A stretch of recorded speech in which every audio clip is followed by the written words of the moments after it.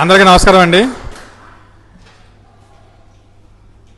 మన ఆరాధ్య దైవం Padma Vibhushan megastar doctor Chiranjeevi గారికి జన్మదిన శుభాకాంక్షలు. ముందుగా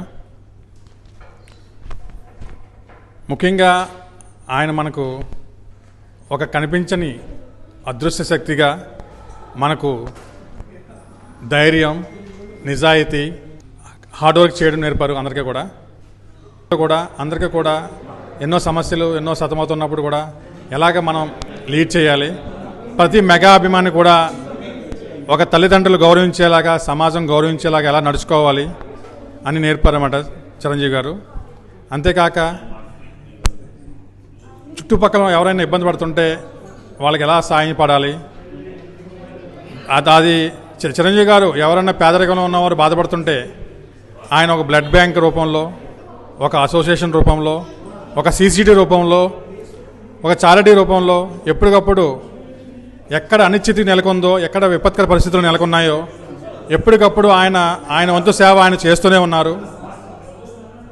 ఆయనతో పాటు అందరినీ కూడా అప్రమత్తపరిచి, సంఘటితపరిచి అందరినీ కూడా పాల్గొనేలా చేస్తున్నారు.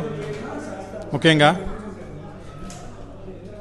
మనం నేర్చుకోవాల్సింది చిరంజీవి గారి నుంచి చాలా దగ్గర ఉంది. ఎందుకంటే ఆయన ఎంతోమంది హీరోలు ఉన్నారు, ఎంతోమంది ఇది ఉన్నారు, కానీ చిరంజీవి గారి ప్రేమ మీరు ఎంతైనా హాని చేయండి.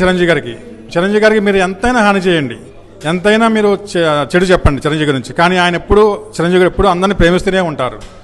ఆ ప్రేమే ఢిల్లీ కేంద్ర పెద్దల నుంచి మన పద్మవిభూషణ్ కానీ, పద్మభూషణ్ అవార్డులు కానీ, ఇంకా ఎన్నో అవార్డులు కూడా ఫ్యూచర్లో కూడా ఆయన రాష్ట్రపతి అవ్వచ్చు, ఉపరాష్ట్రపతి అవ్వచ్చు, రాష్ట్ర గవర్నర్ కూడా అవ్వచ్చు, ఏదైనా అవ్వచ్చు, కానీ ఎన్నో పదవులు ఇంకా ఆశించే అవకాశం కూడా ఆయనకు ఉంది.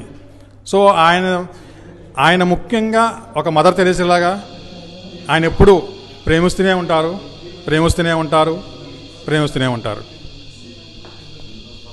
Thank you so much.